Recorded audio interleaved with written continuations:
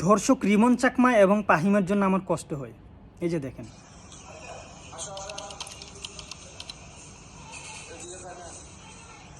এটা হচ্ছে ফাহিম, আমার পরিচিত, আমাদের এলাকার ছেলে।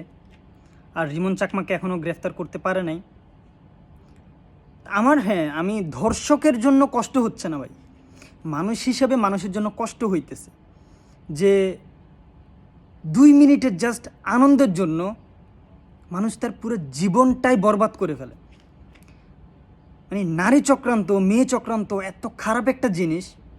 প্লাস আপনি যদি নিজেকে কন্ট্রোল করতে না পারেন, ভেবে দেখেন just 2 minute, okay fine, highest 5 minute, কিন্তু কি 5 মিনিটের আনন্দ আপনাদের পুরো জীবনটাই বরবাদ করে দেবে। মানে এই যে ছেলেগুলোর কথা বলতেছি, রিমন চাকমার, ফাহিমের কথা বলতেছি, মানে সত্য বলতে ওরা রাজনীতি করতো, আমার পরিচিত, ওরা জানি খারাপ, জানি, কিন্তু এরকমভাবে যে খারাপ হয়ে যাবে এটা কল্পনাও ছিল না।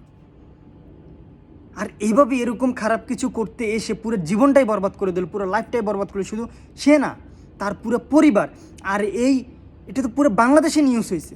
মানে বাংলাদেশের মধ্যে সে কি আর মাথা তুলে দাঁড়াইতে পারবে, চোখ মিলিয়ে কারোর সাথে কথা বলতে পারবে? মানে জাস্ট 2 মিনিটের আনন্দের জন্য এই জিনিসটা চিন্তা করলো না যে এতে আমার ফিউচারের কি হইতে পারে। আরে ভাই, তোর থেকে মনে চাইছে তুই পতিতালয়ে যা, তো অথবা তোর বাবা মাও কেমন, আপনি জানেন যে আপনার ছেলে এমন, ওকে ফাইন, বাবা মা জানে না, তুই জানো যে তুই নিজেকে কন্ট্রোল করতে পারবি না, তাহলে ভাই বিয়ে করে ফেল। আর নয়তো বা তুই ওই যে বাহিরে গিয়ে, কি পতিতালয়তে আছেই বাংলাদেশে, আমি পতিতালয়ের আবার পক্ষে কথা বলতেছি না, যেহেতু পতিতালয় আছে তোমার করার জন্য, হারাম হইলেও তোমার থেকে যদি এতই যদি হয় তাইলে এখানে যা। কেন শুধু শুধু ভাই 2 মিনিটের জন্য, 5 মিনিটের আনন্দের জন্য পুরো লাইফটাকে বরবাদ করে দিলে? আমি প্রত্যেকটা পুরুষকে বলতেছি, আমি শুধু ফাহিম আর রিমন চাকমাকে বলতেছি না, আমি প্রতিটা পুরুষকে বলতেছি, 2 থেকে 5 মিনিটের আনন্দের জন্য নিজের পুরো জীবনটাকে এইভাবে বরবাদ করে দিস না। মানুষ হইতে শিখ ভাই, অমানুষের মতো পরিচয় বহন করিস না, অমানুষের মতো কাজকর্ম করিস না, এভাবে নিজের জীবনটাকে বরবাদ করে দিস না। অনেক আছে যে তুই কিভাবে বিয়ে করে ফেল, পতিতালয়ে যা, এভাবে একজন মানুষটা ধর্ষণ করে ওই মানুষটার মনের বদ্ধও পাইলি, প্লাস পুরো জীবনটা, নিজের দুনিয়া আখেরাত দোনোটা শেষ করলে। তো তোদেরকে তো ভাই আখেরাতের কথা বলে লাভও নাই, তোদেরকে আখেরাতের কথা বলে লাভ নাই, দুনিয়ার কথাই বলি। তো মাথা তুলে দাঁড়াইতে পারবি, সমাজের মধ্যে মাথা উঁচু করে দাঁড়াইতে পারবি? একটিবার ভাবছোস? ভেবে চিন্তে কাজ করতে হয়, শুধুমাত্র পশুর মতো। আমি বলি যে আমরা পুরুষরা মানে পশুর চাইতেও নিকৃষ্ট। মানে আমরা একজন নারী দেখলে আমরা এমনভাবে ওর দিকে তাকাই, মানে একজন পশুও এরকমভাবে আচরণ করে না।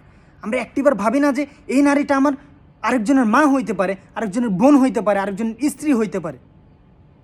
আমারও তো মা আছে, আমারও তো বোন আছে, আমারও তো স্ত্রী আছে। তা আমার মা বোন স্ত্রীর দিকে যদি অন্য পরপুরুষ তাকাইলে আমার থেকে ব্যাপারটা কেমন লাগবে? সো আমি যে পশুর মতো যে ওর দিকে যে তাকাইতেছি, ওই মানুষটাও তো কারো মা, কারো বোন, কারো স্ত্রী হইতে পারে। মানে কমন সেন্স নাই আমাদের। আমরা পুরুষ হয়েছি কিন্তু মানুষ হই নাই। আমরা পশুর চাইতে নিকৃষ্ট। পশুও একজন নারীর উপর এরকম আক্রমণ করে না। আমরা একজন নারীকে পাইলে যেভাবে আক্রমণ, যেভাবে ঝাঁপাই পড়ি, ধিক্কার জানাই এমন পুরুষদের উপরে যারা নিজের কন্ট্রোল করতে পারে না।